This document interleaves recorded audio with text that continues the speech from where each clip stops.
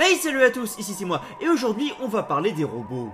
Gentils, méchants, divertissants, assistants, industriels, humanoïdes, animaloïdes, dans la culture tout comme dans la réalité, les robots occupent de nos jours une place certaine dans la société humaine. Et pourtant, il n'y a pas encore un siècle de cela, le mot robot en lui-même n'existait pas. Une riche histoire moderne donc, mais à la fois bien plus vieille de par ses origines, que je vous propose de découvrir aujourd'hui.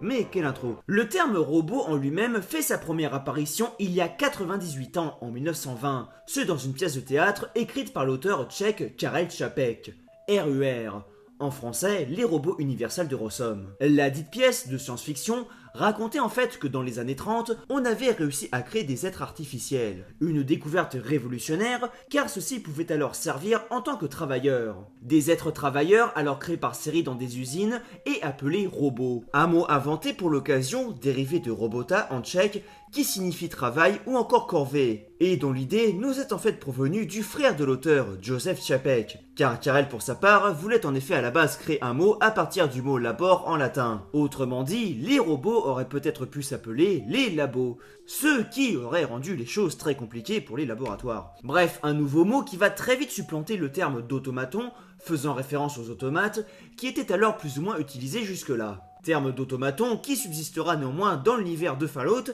où la technologie et la culture évolueront différemment de la nôtre. C'était la Minute Geek inutile. Le terme robotique, dérivé de robot, sera quant à lui inventé au début des années 40 par l'écrivain américano-russe Isaac Asimov, sans que celui-ci en ait été conscient dans un premier temps, pensant que le dit mot existait déjà. Bref, ces robots donc dans RER, des décennies plus tard, vers l'an 2000, sont ainsi devenus essentiels pour l'économie humaine, car permettant de produire à un coût 5 fois moins élevé que les humains et étant donc en conséquence utilisés partout. Mais seul petit souci, ceux-ci finissent par se rebeller contre leurs créateurs et mettent finalement quasi fin à l'humanité. Enfin non, il reste tout de même 2 personnes à la fin. Les robots ont été gentils. Et là, c'est la fin. Un scénario quelque peu apocalyptique donc, et qui sera repris plus d'une fois dans la science-fiction. Bref, ainsi les robots sont-ils dans un premier temps surtout un produit de la science-fiction. Produit que l'on retrouve très tôt dans divers films de cette époque, pour ne pas citer Metropolis sorti en 1927 entre autres. Mais un produit néanmoins inspiré d'une réalité plus ancienne. Culturellement, de par la thématique de l'objet non conscient créé par l'homme et devenant conscient, comme le mythe de Pygmalion à base de statues devenant vivantes, ou bien plus tardivement de Pinocchio où un pantin devient là aussi vivant. Et historiquement, de par les automates, ancêtres à plus d'un titre des robots, dont les premiers modèles retrouvés nous parviennent de l'Antiquité sous des formes primitives. Avec par exemple des machines capables d'effectuer des mouvements ressemblant à des animaux ou des humains qui étaient utilisés par des prêtres égyptiens pour faire croire que celles-ci étaient vivantes, et ainsi augmenter la croyance dans le pouvoir de ces divinités à leurs spectateurs et fidèles. Des inventions se succédant et évoluant ainsi à travers les lieux et époques jusqu'à arriver à des mécanismes très complexes, comme par exemple le chevalier mécanique de Léonard de Vinci qui aurait été conçu en 1495. Véritable prouesse en son temps, celui-ci était capable de s'asseoir, de bouger ses bras et sa tête, ou encore d'émettre des sons de par un mécanisme de percussion situé en haut de son torse, le tout étant actionné par un système de poulies et de câbles. Au passage, bien que le modèle original n'a jamais été retrouvé, une reproduction fonctionnelle conçue d'après les écrits et esquisses de Vinci est aujourd'hui visible. Mais c'est au XVIIIe siècle que ceux-ci vont devenir de véritables bijoux technologiques, ceux de par le français Jacques Vaucanson, avec en particulier son automate le plus célèbre, le canard digérateur. Un automate exposé à partir de 1744 au Palais Royal et qui possédait en fait un système digestif artificiel visible de tous. Le dit canard étant ainsi capable de boire, digérer, entre guillemets, d'émettre des sons ressemblant au canard ou encore de bouger ses ailes. Oh là là, il faut que je l'ajoute à ma collection. Bref, à partir de là, c'est l'engouement pour les automates. Les progrès dans la technologie inspirant bien d'autres inventeurs et donnant parfois d'ailleurs lieu à des inventions quelque peu trompeuses pour surfer sur cette vague de succès, comme par exemple le turc mécanique où se cachait en réalité un véritable humain à l'intérieur. Voir mon épisode sur les échecs si vous voulez en savoir plus à ce sujet. Autopub. Mais l'arrivée de l'industrialisation suivie de l'électricité donne de nouvelles perspectives au niveau des possibilités technologiques. C'est ainsi que naît en 1912 celui qui est considéré souvent comme le premier robot, avant que le terme existe donc, le chien électrique ou Electric Dog de Benjamin Meissner et John Hammond. Pas celui-là. La différence avec l'automate étant alors que celui-ci n'effectue plus de mouvements répétés sans tenir compte de ceux qui l'entourent, mais tient compte de son environnement et interagit avec celui-ci grâce à des capteurs.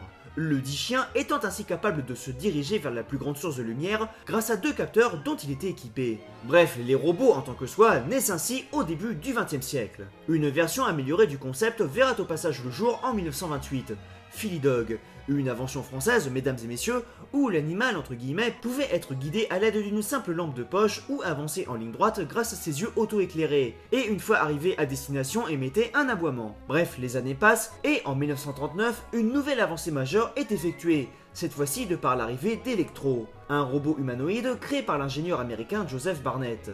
Là aussi, véritable bijou technologique en son temps, celui-ci était capable d'effectuer 26 mouvements, de prononcer près de 700 mots, et même de souffler des ballons et de fumer des cigarettes. Ce qui n'a aucun intérêt. Electro, qui est rapidement suivi en 1940 de son chien robot, le dénommé Sparko, là aussi créé par Joseph Barnett. Un chien robot ayant la capacité d'aboyer ainsi que d'obéir à quelques ordres comme celui de s'asseoir. Ce qui est grave impressionnant en fait vu l'époque. Bref, des inventions qui fascinent évidemment et font alors le tour des divers médias. Chose poussant alors la science-fiction à voir assez loin dans le futur, puisqu'à peine 3 ans plus tard, sont ainsi créées par Isaac Asimov, encore lui, les célèbres 3 lois de la robotique, dont il venait donc de quasiment inventer le mot. Enfin en fait ce ne sont pas 3 mais 4 lois, puisque dans sa conclusion, Asimov ajoute finalement une loi indispensable selon lui, la loi 0. Et ça on n'en parle pas dans les robots. On s'en fout. Des lois qui sont, je cite, qu'un robot ne peut pas porter atteinte à l'humanité, ni par son inaction permettre que l'humanité soit exposée au danger, qu'un robot ne peut porter atteinte à un être humain, ni en restant passif permettre qu'un être humain soit exposé au danger, sauf contradiction avec la loi 0, qu'un robot doit obéir aux ordres que lui donne un être humain, sauf si de tels ordres entrent en conflit avec la première loi ou la loi 0, et enfin qu'un robot doit protéger son existence tant que cette protection n'entre pas en conflit avec la première ou deuxième loi ainsi que la loi 0. C'est marrant cette peur des robots depuis le tout début de leur histoire quand même. Bref, par la suite, les années 50 sont surtout marquées par diverses œuvres de science-fiction qui créent leurs propres robots, comme Robbie le robot, qui aura une longue carrière cinématographique, et dont le concept sera repris dans plusieurs œuvres. Des robots qui envahissent ainsi les écrans et le monde, ceux aussi via des films disons plus obscurs et à bas budget, comme Robot Monster avec Roman, un terrible robot gorille alien voulant détruire l'humanité. Mais purée, c'est une obsession. Enfin, l'humanité. La seule famille vivante sur Terre et qui par chance s'avère être ses voisins. Un véritable chef-d'œuvre. Que je vous invite là aussi à découvrir au passage si vous n'avez pas vu ma vidéo sur celui-ci. Double cancer des yeux du cerveau garanti. Au niveau des robots réels, on voit alors l'arrivée de ce que l'on appelle les renards électroniques du chercheur Albert Ducrot, dont entre autres le 5e du genre surnommé Job le renard, qui, grâce à ses divers capteurs censés reproduire la version basique des 5 sens, lui permettait de se diriger et de contourner des obstacles, mais aussi d'apprendre de ses erreurs via une mémoire, certes très limitée, mais présente tout de même sous forme de bande magnétique, un nouveau pas ayant encore été franchi. Mais ces machines, bien qu'ayant dépassé le stade mécanique, sont encore analogiques, et sont donc relativement limitées dans leur fonctionnement, et aussi dans le développement d'une véritable intelligence artificielle ou IA pour elle, afin que celle-ci soit plus autonome. Intelligence artificielle qui fascine de plus en plus les chercheurs. Le montrant l'article Computing Machinery and Intelligence, quel accent, écrit par Alan Turing et publié en 1950, dans lequel il est introduit le concept de ce qui est appelé maintenant le test de Turing. En gros, qu'une machine puisse arriver à un stade d'intelligence où il serait possible d'imiter un être humain,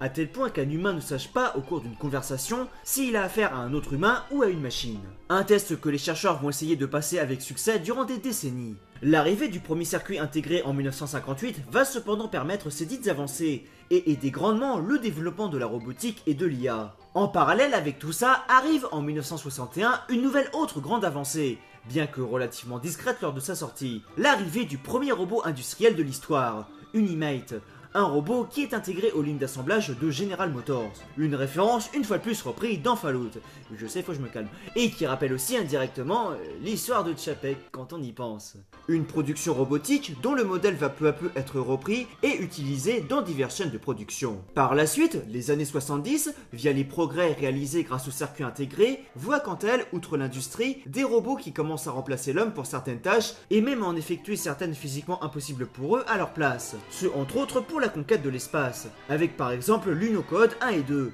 Premier rover partiellement autonome, respectivement envoyé sur la Lune en 1970 et 73 de par l'Union soviétique. Autre évolution majeure, l'année 1973 voit aussi l'arrivée du premier robot bipède capable de marcher, Wabot 1.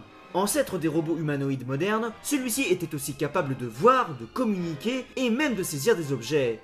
Avec beaucoup d'efforts tout de même. Non mais quand on y pense, avec cette vitesse de progrès là, l'arrivée des Terminators, ça aurait pu concorder théoriquement. À partir de là, ça va alors être l'explosion technologique. Rien que pour rester dans le domaine des humanoïdes, ceux-ci vont devenir de plus en plus rapides et ressemblant aux humains, étant capables d'imiter leur expression faciale et d'entretenir des conversations de plus en plus fluides et poussées au fil des décennies. Jusqu'à arriver finalement de nos jours à des modèles comme Erika, la présentatrice robot qui devrait faire la présentation d'un journal télé au Japon à partir de ce mois d'avril. Bon, par contre les Terminators, on attend toujours la sortie. Outre les humanoïdes, les robots, d'une manière générale, sont aussi devenus présents au même titre que l'informatique dans plein de domaines de la société. Sciences, médecine, industrie, divertissement, recherche et j'en passe.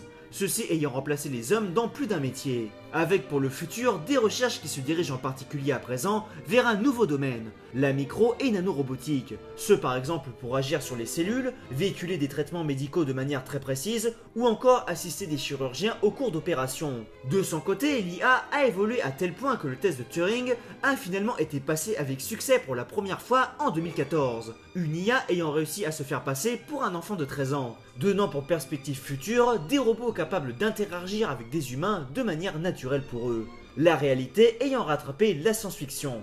Ou la science-fiction ayant aidé la réalité à se développer. C'est là qu'est toute la question. Et voilà, c'était donc l'histoire abrégée de la robotique. J'espère que ça vous aura plu. Si c'est le cas, comme d'habitude, n'hésitez pas à me retrouver et à me soutenir sur les différents réseaux sociaux. Et quant à moi, je vous dis à bientôt pour la prochaine vidéo, qui sera vraisemblablement la suite tant attendue de notre fabuleux et fantastique let's play narratif sur la Bretagne.